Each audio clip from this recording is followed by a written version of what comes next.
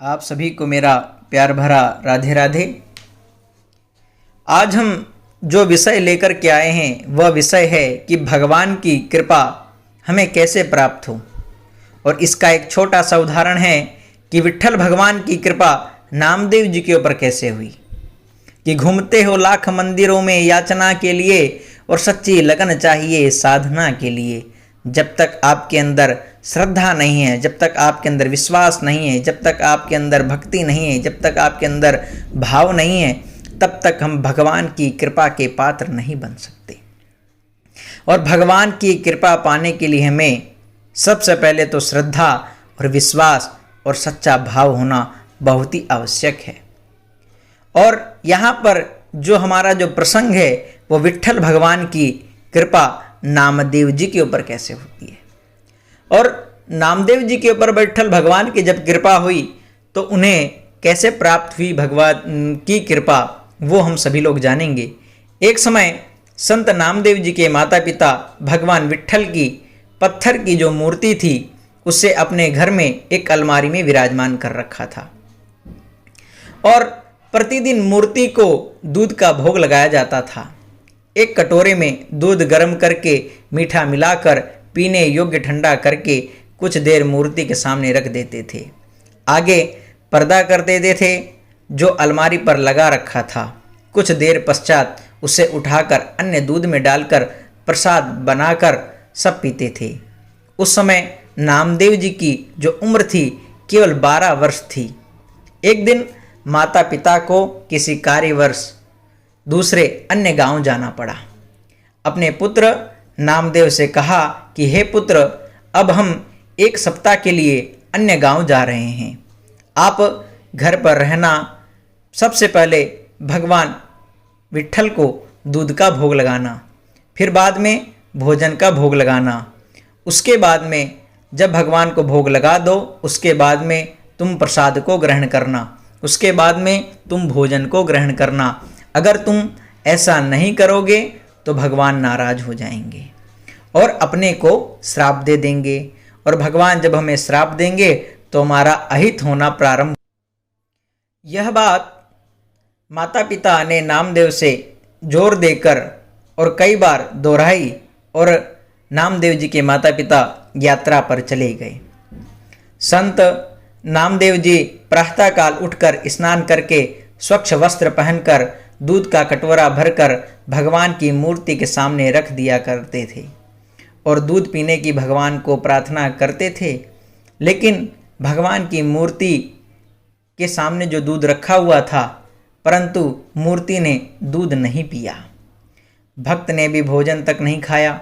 ऐसे करते करते 3 दिन बीत गए और 3 दिन बीतने पर भगवान विट्ठल ना ही दूध का भोग स्वीकार करें और ना ही भोजन का भोग स्वीकार करें। विनय करते करते ही विट्ठल भगवान दूध पी लो, विट्ठल भगवान दूध पी लो, ऐसा निवेदन नामदेव जी भगवान से किया करते थे।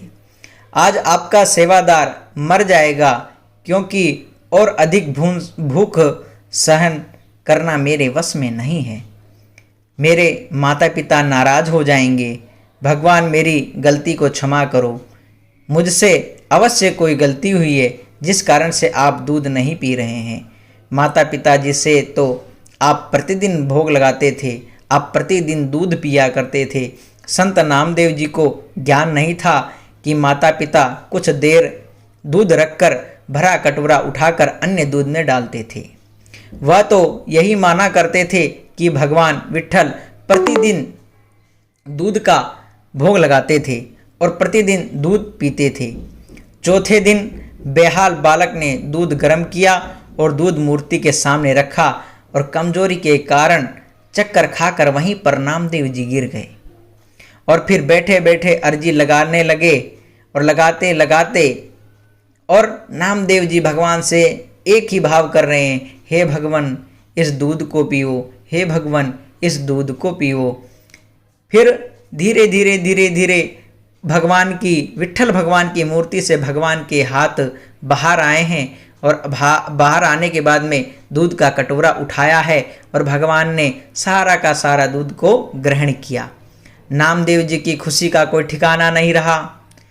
फिर स्वयं भी खाना खाया, दूध पिया, फिर तो प्रतिदिन विट्ठल भगवान जी दूध पीने लगे। 7-8 दिन पश्चात नामदेव के माता पिता जी लौटे। सर्वप्रथम उन्होंने यही पूछा, क्या भगवान को दूध का भोग लगाया था? नामदेव ने कहा कि माता पिता जी से कहा नामदेव जी ने, भगवान ने 3 दिन तो दूध पिया नहीं, मुझे से कोई गलती हो गई होगी, इस कारण से भगवान ने 3-4 दिन तक तो दूध पिया नहीं। चौथे दिन भगवान ने मेरी गलती क्षमा की, तब सुबह उन्होंने दूध पिया और भगवान ने उस भोग को स्वीकार किया। तो नामदेव जी के माता पिता को लगा कि नामदेव झूठ बोल रहा है। तो नामदेव जी के पिता ने कहा कि कल तुम प्रातःकाल भगवान को भोग लगाओगे और हम भी देखते हैं कि क्या भगवान उस भोग को स्वीकार करते हैं। तो अगले दिन हुआ। अगले दिन होते नामदेव जी ने भगवान को भोग लगाया और भगवान ने स्वयं उस दूध का पान किया।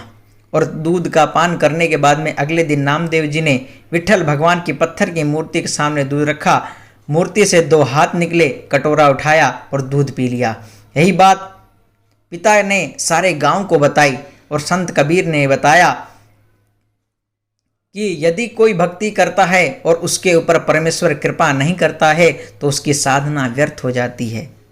कहने का तात्पर्य यही है कि भक्ति करता है और मन में अभिमान भी रखता है तो उस पर परमेश्वर की कृपा की वर्षा नहीं होती, जिस कारण से उसकी भक्ति नष्ट हो जाती है।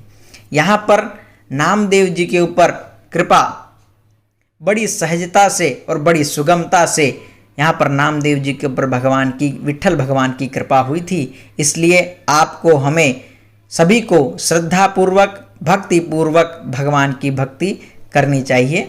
जय श्री कृष्ण, जय श्री राधे।